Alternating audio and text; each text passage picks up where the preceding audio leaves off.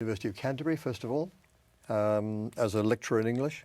I'd had a job at the University of Leeds, but I sort of was a bit dissatisfied with England and wanted to go somewhere that was less crowded and where I could live more the kind of life I wanted to lead. And I had a very good friend who was a New Zealander and New Zealand runner. Right. Told me all about it. So moved there in 1968 to a job, and in 77, I was getting quite old by then. I was 37. I think. Yeah. Made the New Zealand team. For So that was the like- Olympics or yes? No. I was never fast enough on the track. Okay. Never had any finishing speed. If anybody was with me, they could outsprint me. Ah, okay. I was born with no fast twitch fibers at all. Interesting. Dead last in every 100 meters race at school. Absolutely hopeless. But I could keep going. Okay. So that was the story of my running career. And then I had a great period because of my persistence, I think, and maybe genetics. Maybe I was a late maturer. After I turned 40, then I had a great period because then I ran my first marathon, and that was when I won the Masters at New York and Boston. So your first marathon was New York? Yeah, At when I was 40? 41. And then you did the Boston? About 3 or 4 years later, I was Okay. 44 by then, and won the Masters and set a record Oh, for the Masters. for the Masters. I think there's a couple of those records still stand. That one didn't stand because then some of the really great Masters runners like Okay. John Campbell came Okay. through and ran quite a bit All faster. right. What Why I did that? claim on the Boston one is that I was the last non-professional Masters runner to have that record, because Okay. after that they were full-time. I was still, I was academic dean in my university, and So you had to pay your own expenses and everything. very much so. Sneaked away. Interesting. I was able to run that Boston because it came at Easter, so I could get away from the university. And it's a nice story. The vice-chancellor of the university was at that time a very good-humoured and balanced man who was quite interested in sport. And I was dean, so I was going to have to miss one of the senior management meetings. And he said, well, you can go provided you wear the university singlet, just as a joke. So I ran the Boston Marathon with Victoria University on my singlet. They said, And it "What?" was still going round in Fenway Park. Some wit leant out from the crowd and he said, I had a little beard in those days and a hat, and he said, "Go Victoria, foist woman." so I claim to have won the women's race of the Boston Marathon as well as setting the Masters record. Interesting. You're now known as a very, very good writer. You do voiceovers. When did you make that transition, or were you always doing that? Always, I think. I think because I've always loved writing. When I was 21, and I was running for a little club in England called Guildford, and I used to write the club reports for the local newspaper. I wrote in my school magazine. I just always liked writing. And looking back, when I tried to summarize my contribution to running for my bio on the Running Times website, because I'm a senior writer with Running Times, I realized that all the jobs that I do, and I've done a lot, but they all involve words in some way. I'm a stadium announcer. I was stadium announcer at the Commonwealth Games twice. I do television commentary. Did that at the Olympics, Commonwealth Games. I do radio commentary. I write. It's all words. I mean, there's these two things I love. I love running, and I love words. So I shove them together and do the best that I can to communicate the sport to people who appreciate Yeah. having it described and having Yes, it brought to life for them in all these different ways. Well, let me ask you this. Sol and Bud just had a controversy on the Comrades. Tell us about it, and what do you think of it? Because I don't quite understand it. The controversy seems to me from the outside, and I don't know, I've only read about it like you have, Will, a storm in a teacup, very trivial. She wasn't wearing the Masters bit on her number or something. It's not that important. I feel really sorry for Zola Butt. I've never met her, I should say, but whatever your political views during the apartheid era, to use physical violence against a 16-year-old girl was, in my view, not acceptable as a way of expressing those political views. And I think she had a terrible time.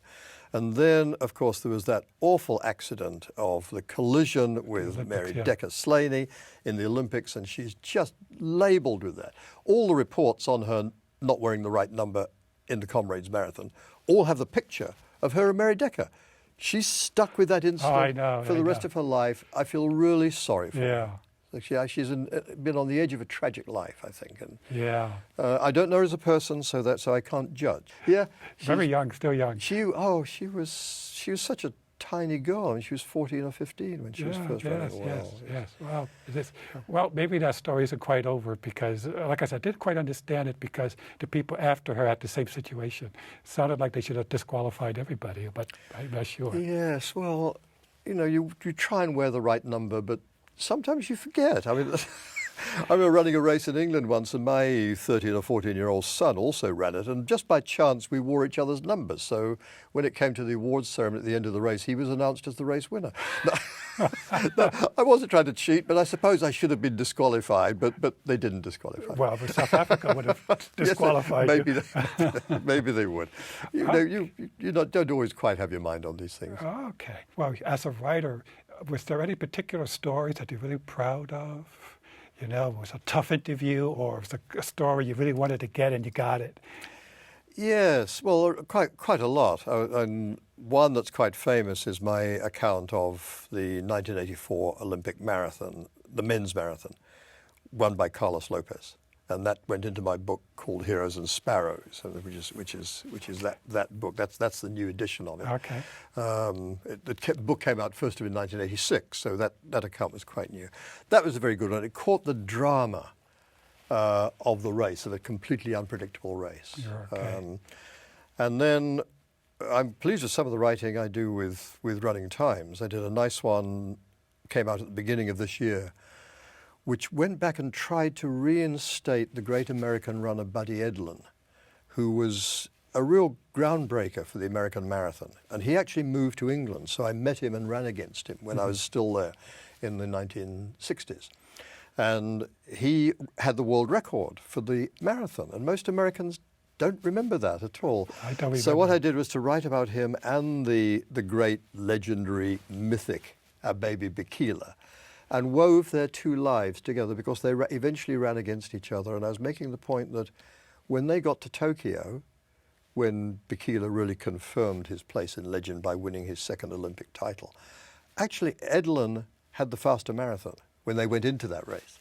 So people forget how good Edlin was. He got back trouble, he probably overtrained, and he finished an incredibly courageous sixth in that marathon. And that's in the magazine Running Times? It was in Running Times in January. And I've just done one, again, in a way it's a kind of reinstatement job, if you like, about an American runner called Bob Shaw, who probably most people will not have heard of, but he's the only American to win the Olympic 5,000 meters.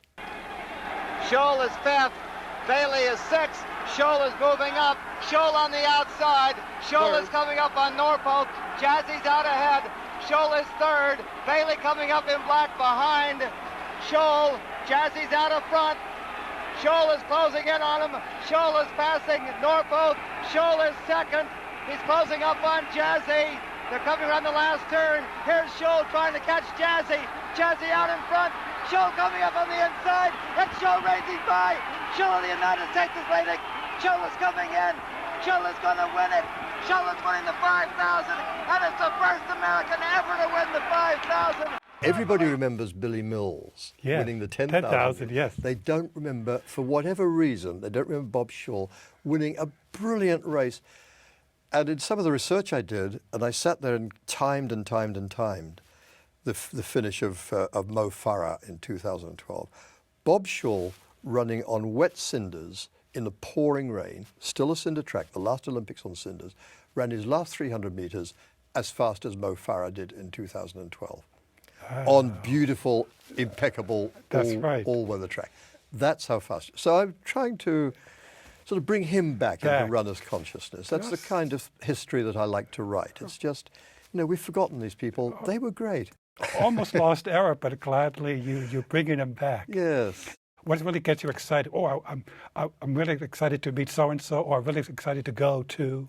Oh, well, it all does. I've got to put in a little plug for New Zealand, which I love, and say my favourite running venue is Newtown Park Stadium in Wellington, New Zealand, because it's the only track in the world that has its own chimpanzees. And I used to say it's the only track in the world that has its own elephant, but the elephant died, unfortunately. The track is immediately adjoining the Wellington Zoo, which is on a hillside above the track, and we used to have the elephant.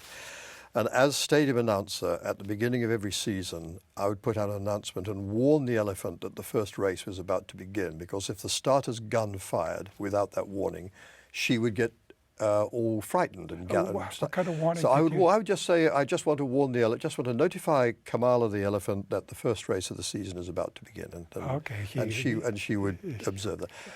She's gone now, but now at 3 o'clock in the afternoon, every Saturday afternoon, the chimpanzees come out on their brunches because it's their tea time.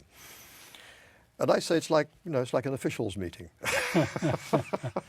So that's my favourite venue, I think. I mean, it's a nice track, but it's also one of our homes. Well, is there somebody you hope to meet in an interview that you haven't met yet? The greatest race I ever saw, and I keep going back to this, and I have actually met him, was the New Zealander Murray Halberg winning the 5,000 metres in the Rome Olympics.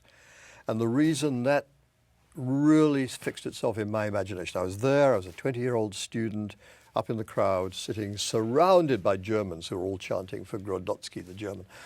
Murray Halberg made his break with 3 laps to go and just went and hung on to that lead. And I thought, as somebody with no sprint, as I told you, I thought, maybe I could win races that way. And ultimately I did. And when I set a record in the Surrey County 3 miles, I did it like that. I went 2.5 laps from home. So you were a student. So you were a student of these other runners. Well, you have to be. If you don't have talent, steal from the best. You've got to think about it and figure out how to do it against the people who actually are more talented than you are. Okay. Yeah. Well, listen, let's jump ahead because you have this book out, The Spirit of the Marathon. I think it's based on the DVD or the DVD show. Yes, it's. John Dunham, the director, made a wonderful job with the first Spirit of the Marathon film, and then with the second one, which is based on Rome.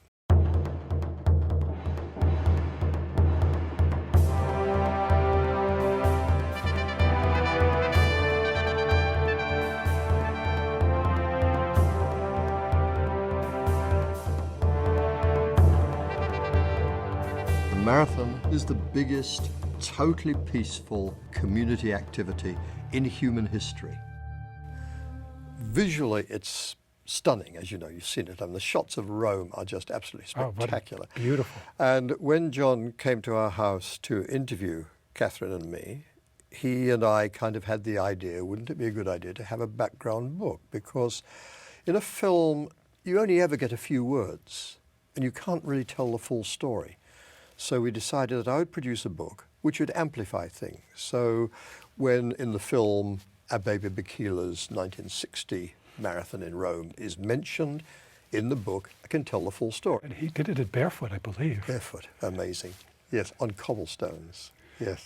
Interesting. Very and these days at the Rome Marathon, and in the book we tell this story, they like runners to take off their shoes for the last 50 meters of the race and finish barefoot as a tribute to Abebe Bikila.